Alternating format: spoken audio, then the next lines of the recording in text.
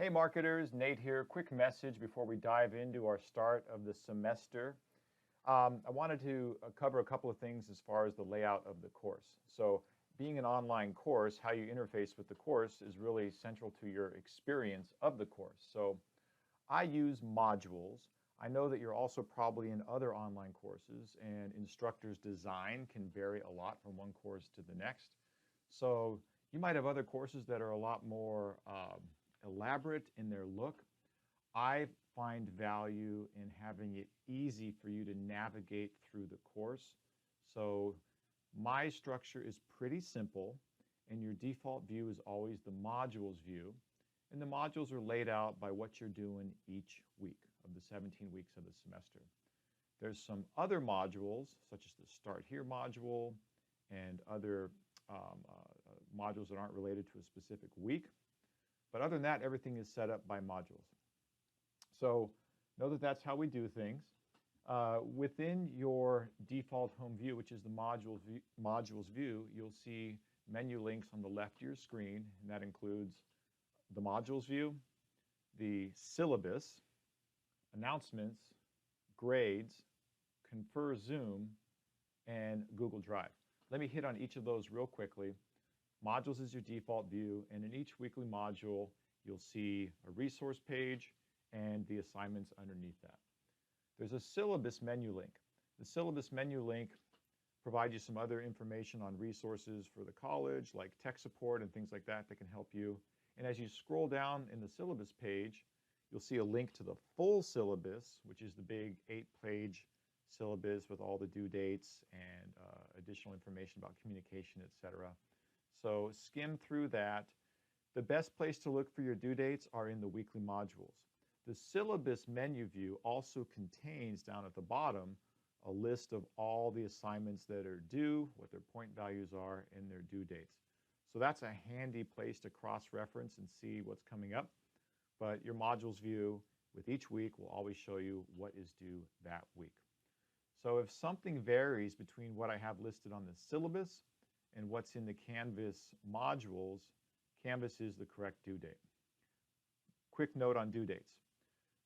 Being an online class, I have things set up so that you typically have a discussion due on a Wednesday and everything else due on a Sunday. Now, as the weeks progress, we might have just things due on Sunday. But for the first couple of weeks, just to confirm who's active and enrolled in the course, the first couple of discussions can have a Wednesday due date, and then everything else, like quizzes, larger assignments, are due on Sunday. Bottom line, know that you always have something due Sunday of each week in the course. Don't wait until the last minute. So I would encourage you to look at things by Friday, have a plan, get them done on Saturday, and then maybe polish them up and submit them on Sunday before midnight hits.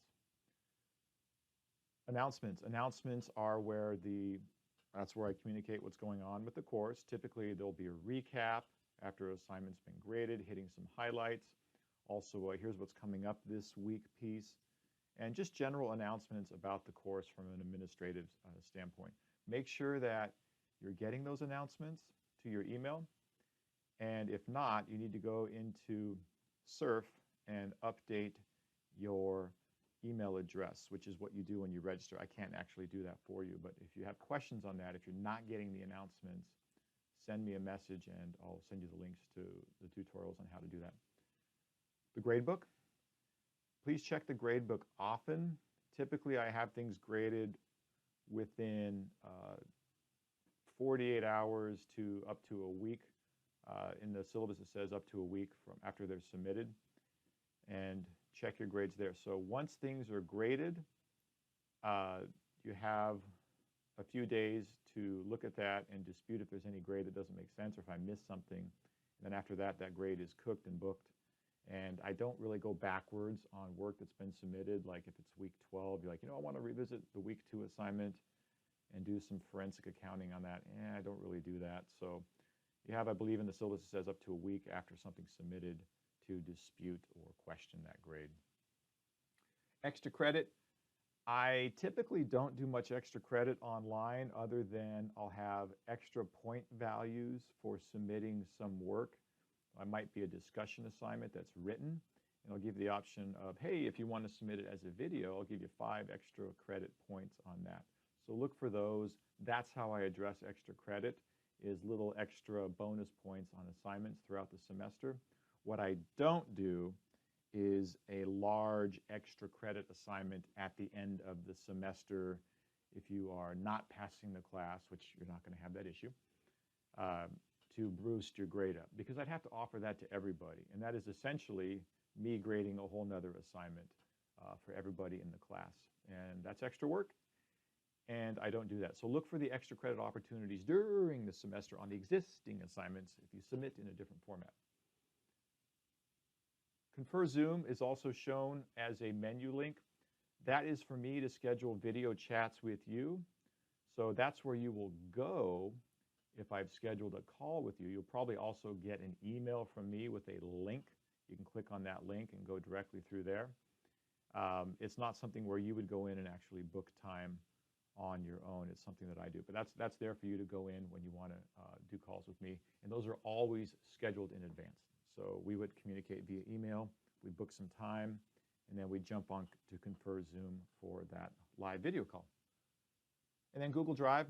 Google Drive is there as a menu link, so if you want to integrate so that basically your Google Drive and those documents drop directly into Canvas, and you don't have to do the extra step of saving it as a PDF and uploading that into Canvas.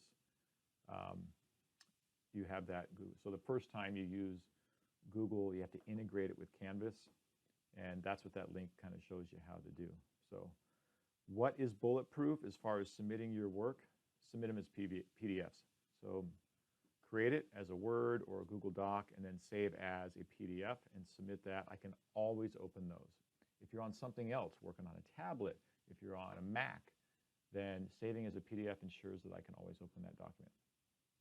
All right. Let's see, as far as due dates, again, I talked about things due Wednesday and Sunday. And then the last item is discussions. Your first couple of discussions, you're just going to be posting to the entire class. And then you get to choose which students you reply to. And the discussion will ask for you to reply to at least 1 or 2 students. And you can do that generally to anybody in the class. But then after week 2, what I will do is lump you into small groups for your discussion replies. And you will work in that small group all semester long, not to do your work, but as far as providing feedback on other people's posts, you'll do that in a small group format. So it's not just a shotgun approach. You can kind of have some deeper feedback, which will include things like you actually posing a question to the folks in your group. This was the discussion, and this is the questions that we were asked to answer. But I also had another question for my small group, and that would be part of your reply within your small group.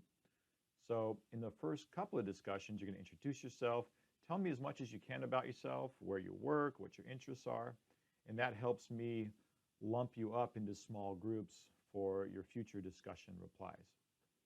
And there'll be more information about that. Okay, and the last thing again, ZTC course, zero textbook cost, no book. No book. There is a online education, open education resource, digital book, if you will. What you're going to use, and the way I want you to kind of digest material in this course, is each week go to the resource page for that week. When you open that resource page, one of the first things you're going to see are video lecture slides posted in YouTube, and it's me covering key topics for that week. And there are slide timing markers listed below that video that tells you, here's when I talk about the promotional mix, or here's when I talk about reference pricing. So there's a title slide in the video that says reference price, and you know that I'm now talking about that subject. And it tells you in the bullet lists below the video, embedded video, where that shows up in the video. So you can scroll around and find those key topics. Or you can just listen to me and my scintillating personality through the entire presentation, whatever suits you. But that helps you have a more focused strategy as you digest these videos. And of course, you would also want to have the study guide in front of you as well. So you can have a couple of browser tabs open. You're going to have the study guide up, and you can look at that and say, what am I going to get quizzed on this week? Okay, here's the terms. Let me go find them in the video. And 90% of them will be in my video. And if not, you might have to look at some other resources on the resource page, or perhaps do some outside Google searches, etc. for that. But pretty much the videos cover most of what you need for your quizzes, and that also helps you with completing discussions and written assignments. Okay, I think that's it. So again, modules view, not super fancy, but my goal is to have easy navigation for you to get through the course, and it's consistent each week. So any problems with navigation, course access, general questions, concerns, etc., please reach out. I'm here to serve you. I look forward to meeting you all officially next week when we kick off on the 19th. Thanks for listening. Bye-bye.